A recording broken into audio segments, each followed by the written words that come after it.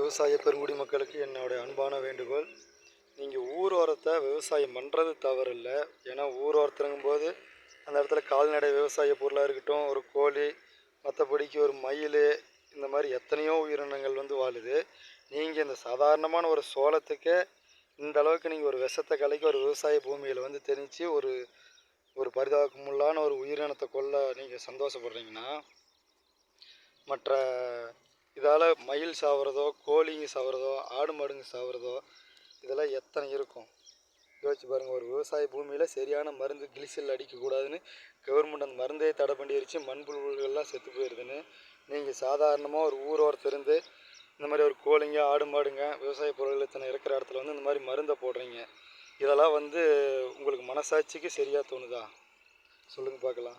இது எந்த இடம்னு கேட்டிங்கன்னா, மேட்டூர் மெயின் ரோடு ஸ்பேக்கு அருகில் இந்த மாதிரி ஒரு விஷயங்கள் நடந்துக்கிட்டு இருக்குது. இங்கே ஊரோரத்தை கால்நடை விவசாய பொருள் இருக்குது. அதோடு மட்டும் இல்லாமல் இங்கே கோழி, இந்த மாதிரி எல்லா பொருட்களும் இருக்குது. அவங்கவுங்க காட்டுக்கு அவங்கவுங்க சேஃப்டியாக தான் சேஃப்டி பண்ணிக்கணும் வழிய, மற்றபடிக்கு இப்படி மருந்தை ஊற்றுனா இது எத்தனை உயிரினங்கள் சாப்பிட்டுட்டு சாகும். அந்த மனசாட்சி இல்லைங்களா உங்களுக்கு?